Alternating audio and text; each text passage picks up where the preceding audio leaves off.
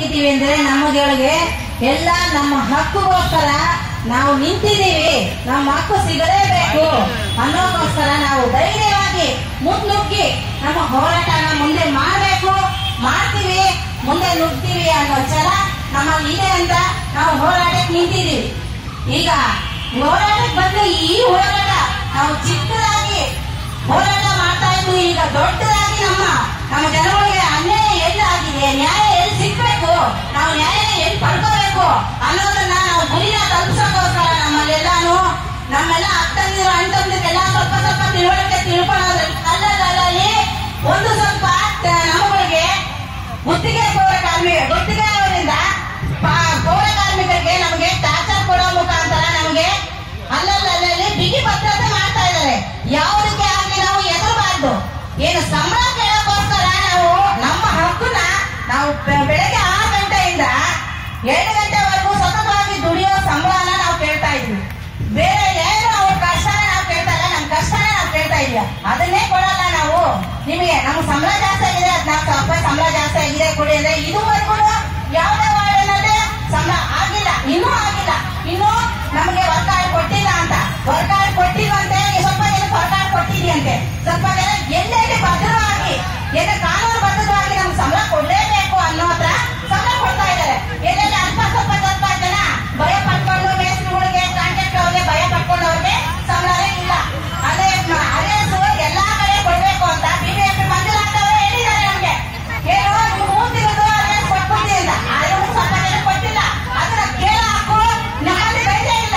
ಯಾಕೆ ನಾವು ಅವ್ರಿಗೆಲ್ಲಾನು ಅಷ್ಟೊಂದು ಭಯ ಪಡ್ಕೋಬೇಕು? ನಿಜವಾಗ್ಲೂ ಹೇಳ್ಬೇಕಾದ್ರೆ ನಾನು ಹೇಳ್ತೀನಿ, ನಿಮ್ಮ ಹಕ್ಕನ್ನ ಚಲಾಯಿಸಬೇಕಾದ್ರೆ ನೀವು ಧೈರ್ಯವಾಗಿ ನಿಂತ್ಕೊಳ್ಳಿ. ನಮ್ಮ ಹಕ್ಕು ನಾವು ಬೆಳಗ್ಗೆ 6 ಗಂಟೆಗೆ ಬಂದು ಈ ಊರನ್ನ ಸ್ವಚ್ಛವಾಗಿ ಮಾಡ್ತಾ ಇದ್ವಿ. ನಮ್ಮ ಕಷ್ಟದ ಬೆವನ್ನ ಈ ಊರು ಬೀಳ್ತಾ ಇದೆ.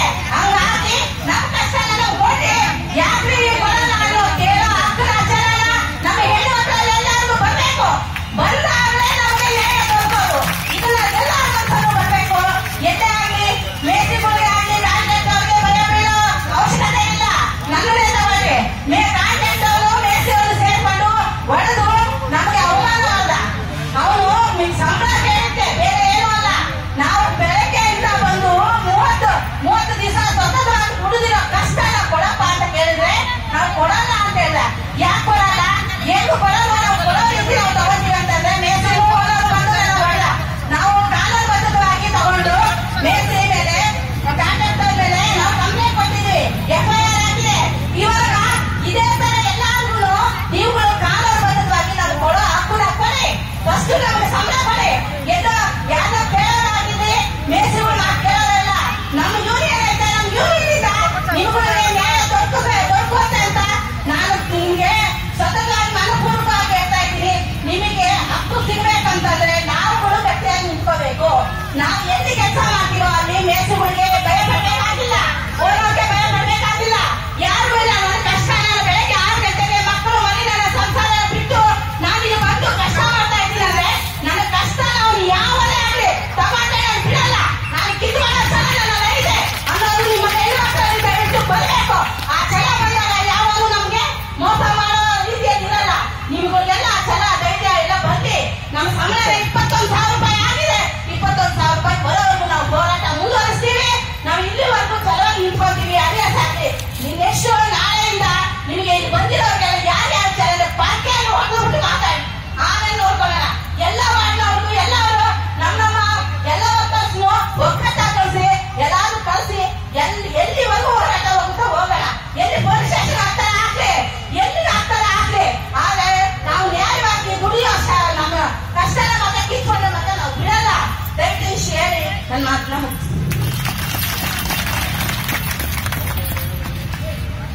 ಆಮೇಲೆ ಆಂಜನಮ್ಮ ಅವರು ತುಂಬಾ ಚೆನ್ನಾಗಿ ಮಾತಾಡೋರು. ಇಲ್ಲಿ ಬಂದಿರೋರು ಯಾರಾದ್ರೂ ಗುಲಾಮ್ರ? ಏನ್ ನೀವು ಗುಲಾಮ್ರ?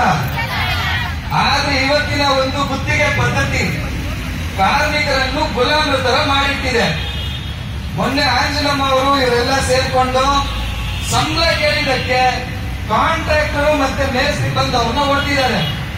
ಅದು ವಾಪಸ್ ಅವರು ಹೊಡೆದಿದ್ದಾರೆ. ಅದಾದ ಮತ್ತೆ ಕೇಸ್ ಆಯ್ತು, ಮೇಸ್ತ್ರಿ ಜೈಲಲ್ಲಿ ಒಂದಾಡ್ದ, ಕಾಂಟ್ರಾಕ್ಟರ್ ಓಡೋದ, ಅದು ಬೇರೆ ವಿಚಾರ.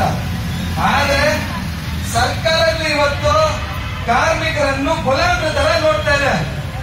ಬಾಯಿ ಬಿಡಬಾರ್ದು, ಯಾವ್ದು ಒಂದು ನೀವು ಕೇಳಬಾರ್ದು. ಕೊಡೋ ಭಿಕ್ಷೆ ತಗೊಂಡ್ ಮನೆಗೆ ಹೋಗ್ತಾ ಇರ್ಬೇಕು. ಬಾಯಿ ತೆಗೆದ್ರೆ ಕೆಲಸದಿಂದ ತೆಗ್ದಾಕ್ತೀವಿ ಅಂತ ಧಮಕಿ ಹಾಕೋದು.